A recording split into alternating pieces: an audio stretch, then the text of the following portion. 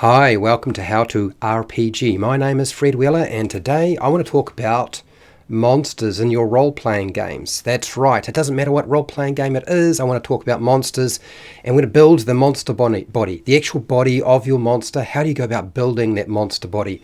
And what I did is I came up with a list of different body parts and what they are, sort of describing them if you're not too sure, and then you can use it like a chart or table, and there are 20. There is in fact more than 20, but I'm just going to give you 20 for today, okay? So the first one is the exoskeleton. Now the exoskeleton on a monster would be a rigid external covering for the body. It's not like bone, it is formed by chitin, okay? So the exoskeleton. Then you have the pincers, such as the pincers on a crab or even a scorpion. So this is a hinged and pointed or very sharp pointed appendage used for feeding and for defense or fighting. You have the antennae, so that is the little things that stick off. Usually it's a thin sensory appendage on the head. Sometimes they can be positioned in some other location, but usually it's an insect antennae and positioned on the head.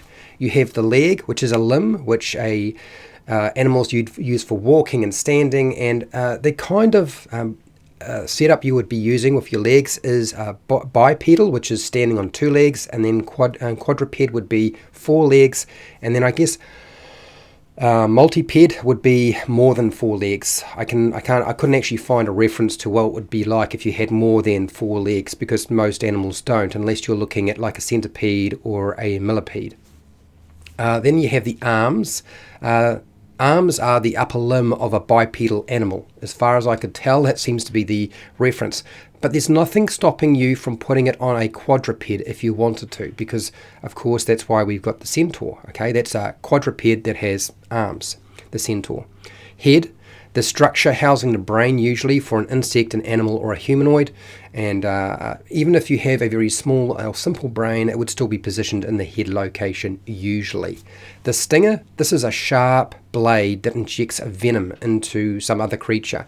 And it's used as defense and for feeding, killing things so you can eat it. Claws, that's your curved pointed nails on each of the digits for a toe or finger. Teeth, these are the hard, bony, enamel-coated structure in the jaw. Now, they can be made up of a variety of different things. You have fangs, you have the canine tooth, you have the incisors, and then you have the molar. Okay? Armor plates. Animals can have armor plates, and there's a couple of different types you can have. You can have natural bone that forms on the outside of the body, or you can have a layer of chitin fiber. And I guess the best example of chitin fiber is the armadillo, okay? Next, we have wings. These are, in fact, didn't realize, but a modified forelimb that usually have feathers or a membrane used for flying or gliding, as you sort of expected. But it does suggest that it is an upper body limb of some kind. Then you have tentacles. Tentacles are the slender, flexible limb or appendage that an animal has, and they're used for grasping, moving about, and they can often house sensory organs as well. And if you're going for a tentacle that has suction caps, such as the octopus suction cap, then of course it can hold onto things. So it's got a better way of grasping stuff. But not all tentacles might operate that way. Next, we have the tail. Now, this is the hindmost flexible extension of a backbone. I didn't realize it was connected to the backbone, but I suppose it should have been obvious. And it is used for balance, defense, in some cases, depending on how powerful the tail is. Navigation, I didn't realize that a tail was used for navigation. Communication between the same species or animal, and then also for warmth, to actually keep it warm. And I didn't understand that, but apparently if you have a tail that's quite furry, you can wrap it around yourself. So that's actually how you would keep yourself warm. Next, we have mandibles. This is the lower jawbone or jaw of a creature. And I had just assumed that a mandible was only something that an insect would have, but in fact other animals have them as well. We just don't realize that it's called a mandible. Next, you have fur, which is the hair covering the creature to keep it warm on the outside of its body. Now, the fin also refers to the flipper. I was going to separate these, and then I realized when I looked at them, they're actually the same sort of thing. They just work a little bit differently, and we've got a different name for them. But basically, this is a flat, broad limb used for moving and balancing while swimming. This is what your fish uses, or a dolphin uses a fin and flippers.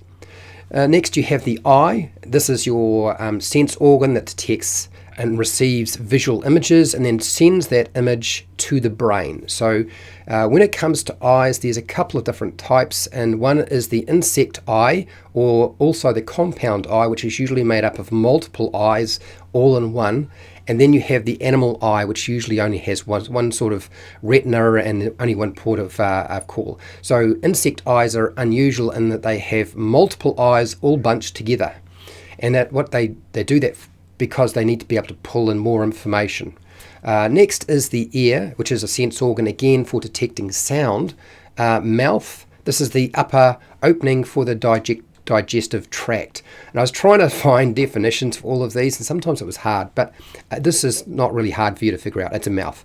And not the last one, but the last one I'm going to present officially, and that is the eye stalk. This is actually a movable, elongated stalk that bears an eye near its tip, such as what you would have if you've got something like I guess the best example would be the snail.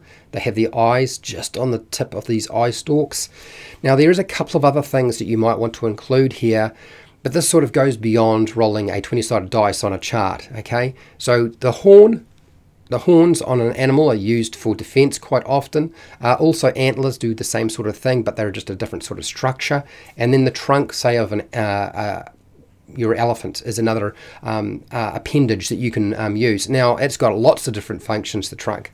So those were the ideas that I had, and I thought it would be useful for you to be able to take those, put them onto a chart, roll a dice, or select them, and what you can do is you can build your own monster from those parts. Why did I do this?